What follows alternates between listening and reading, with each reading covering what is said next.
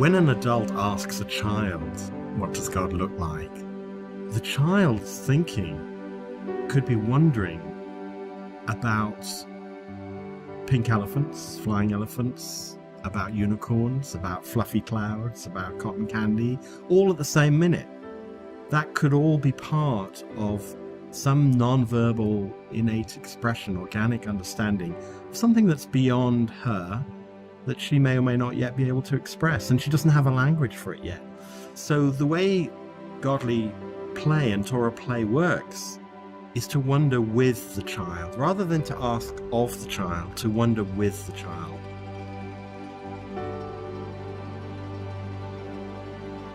I wonder what this means to you today. I wonder where you are in the story, and the story is in you. These are the wondering questions, because they don't presume that the adult is actually asking for an answer that needs to be given, the right answer, but it's actually, very importantly, implying that the adult doesn't know either. The adult is also wondering. We're not the purveyors of great knowledge about the soul. We know as much as children do. We may have more language, we may have more experience, but children certainly can think about what they wonder about just as we can. They understand something about the nature of the numinous. They know something about the sacred, but they do it either non-verbally, because they yet have not found the language to express it, or if it is expressed in their language, it's theirs. It's not our language. It's the way in which they come to know what is really true and real for them.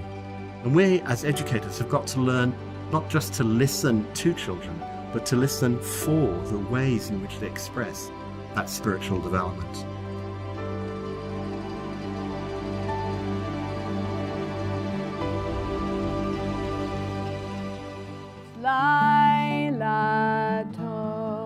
I think Torah play is actually this beautiful way of helping children see themselves in Torah stories. So instead of giving kids information, we share a story and allow children to imagine and wonder how they see themselves in it.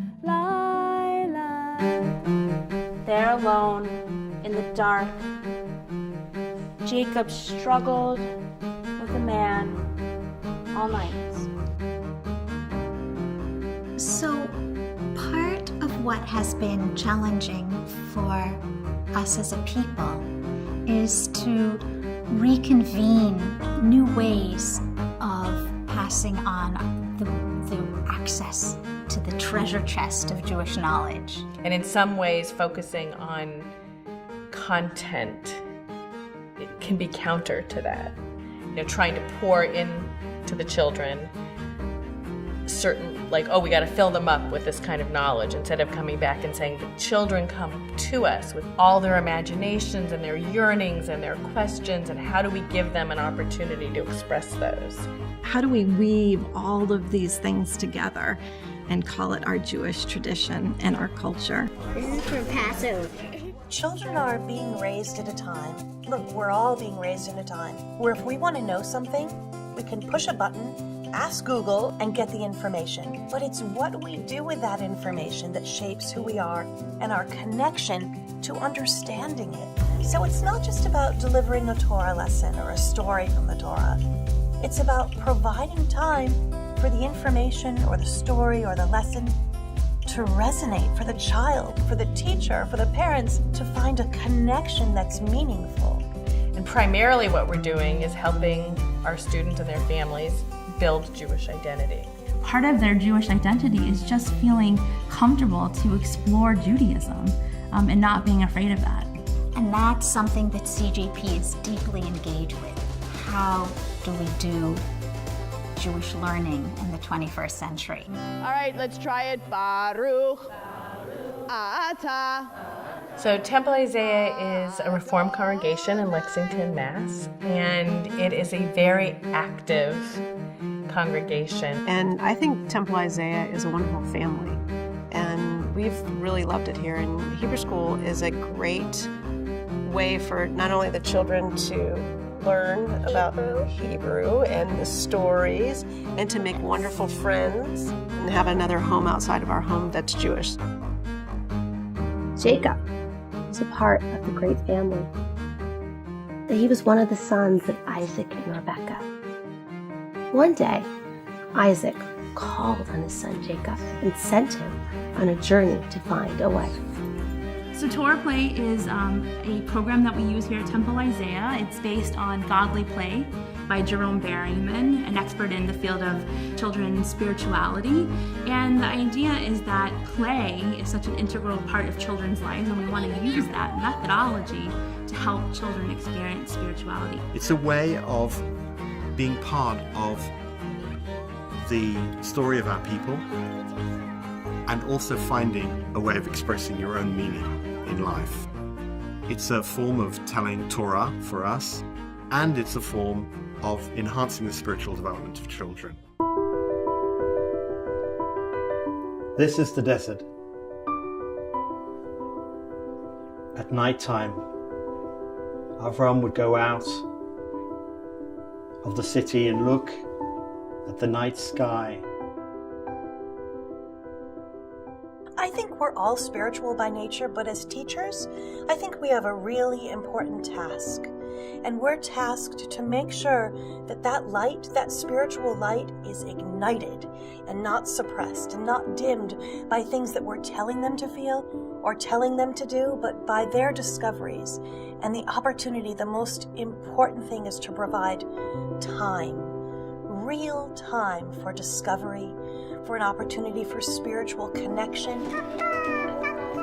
and to acknowledge that connection once you have it. And that starts when they come into the classroom. Welcome, guys. How are you? There's a real ritual to Torah Play. There's a real sense of how it unfolds every single week. We welcome them in. We start with a welcome activity, which we generally do to make sure everyone is there for the actual story. It also gives them an opportunity to get ready. So, they've entered Hebrew school, they've entered a different space from being at home, from the rest of the weekend into our classrooms. So what about some things that we can think about so we can explain it? Yes, Simon. We can tell them that your dreams can come true. So you may find a wooden tray with a few activities on it, or you might even go to a shelf and take a look at what you looked at last week. Oh, right, last week we learned about Noah, and there's the ark. And looking at it again, because when you sleep on a story, you have all these new ideas and these new images, and then suddenly it looks different to you because you've let it sort of settle in and resonate for the week. So Godly Play uses Torah stories in learning about where they are in the story. The storyteller is not the focus of the experience, but rather the story itself is. The story is often told on the floor, and the children are gathered around in an intimate circle, and they're looking at the story. They're participating by interacting with the telling of the story as it's going on. One night, on their journey home, Jacob and his family came to the edge of a stream. Many of the materials in Torah Godly Play are very bland. Sand, wood, things that have no faces, characters that have no features. And the children can dream into the expression. And the children can feel the desert when there's sand beneath the characters. And then there's a time for the children to wonder about those stories. Just asking a child, not a yes or no question, but to say, I really wonder about what they feel about the story. Not about the facts, not about the information, but to wonder from their own perspective. As children, what does it mean to be in the story, to have the story within me? I wonder, really. I wonder where you are in the story, and the story is in you. It allows children in their own language, in their own way, to wonder about those experiences. And then they get to explore. The rain is coming! The rain is coming! So there's welcoming, wondering, and then exploring. And they get to explore through lots of different ways, through art and through play and all sorts of different materials. And a place that kids can kind of take a story and go on their own journey. I think the angels have glitter on them, and when they fly, the glitter comes off of them and makes them happy. Tour play to me is a great way so that I can remember some of the stories, and then it's wonderful to really do it with Asher and to see and see what the story really means to us. But I also like when we have the discussion groups with the adults, because then we can kind of think about, but what does it mean to us and how do we apply it in our lives?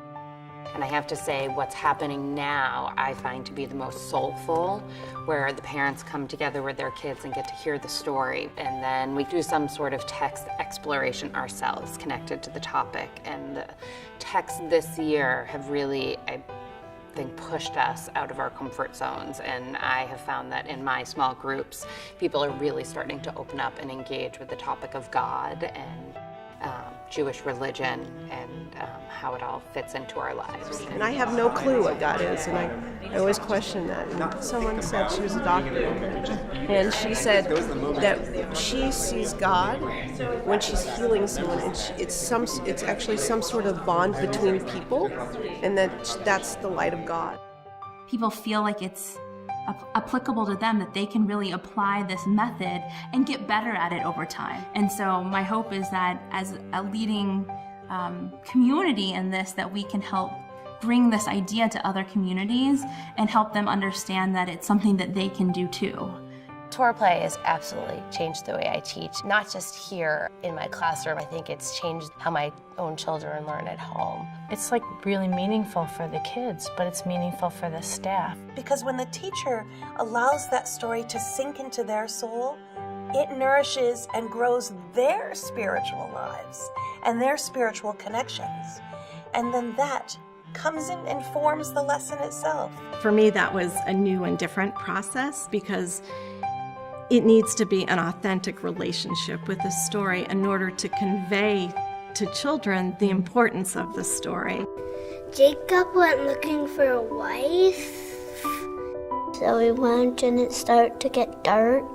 And then he had a dream, and he saw angels on a ladder. The ladder went up to the sky, and there was a big stream, and they had to throw his wife and his child over. But then he stayed there, and then this man came there, and he struggled with him the whole night. And then Jacob said, "I'll let you go if you bless me." And then he became to know that he was a new person. If I was climbing the ladder, I would feel very, very nervous. What kind of person do you think Jacob was? Non-give-upper.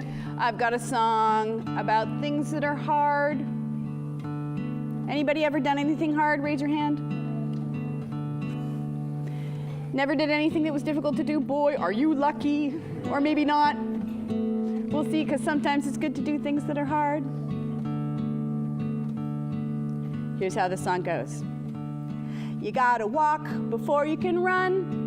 So take it one step at a time. You gotta walk before you can dance. So take it one step at a time. Sometimes you gotta struggle for everything to work out fine. So take it one step at a time, one at a time.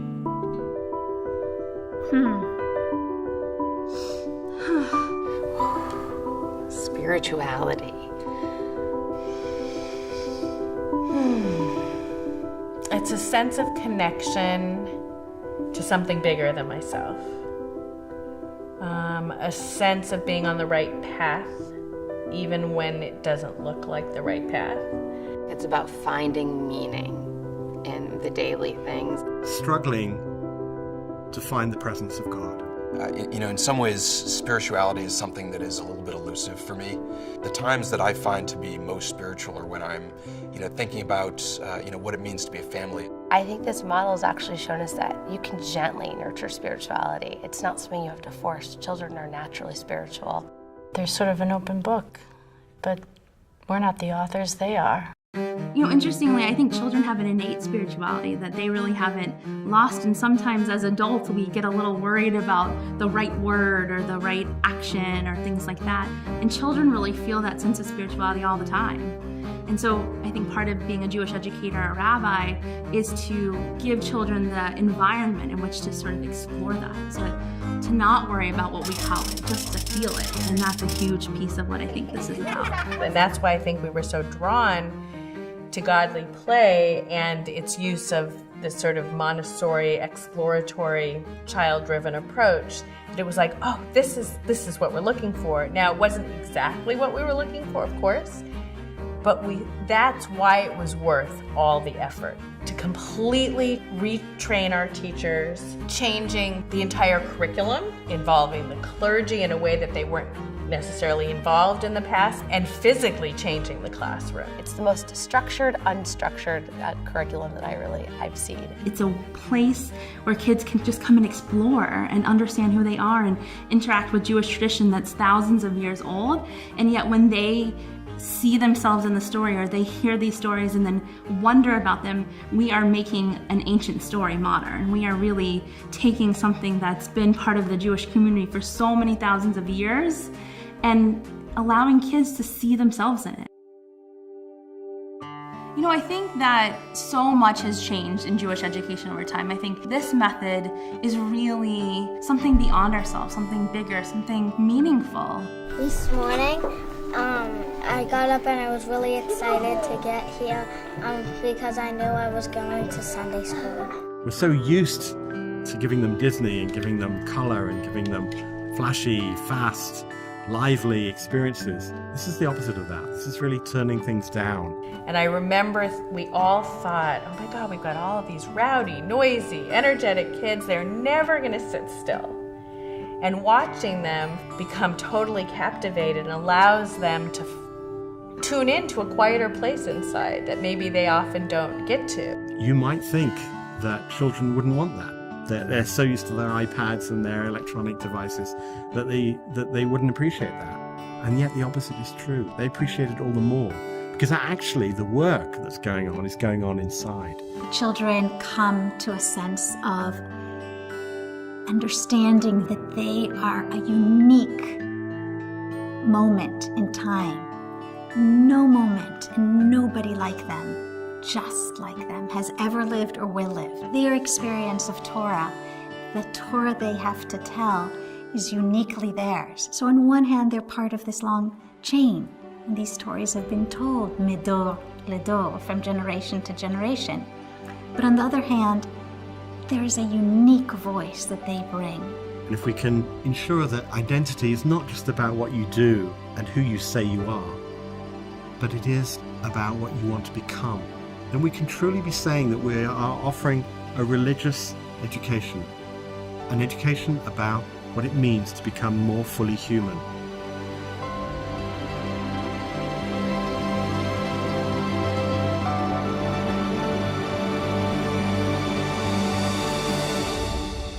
You gotta walk before you can run, so take it one step at a time. You gotta walk before you can dance, so take it one step at a time. Sometimes you gotta struggle for everything to work out fine, so take it one step at a time, one at a time.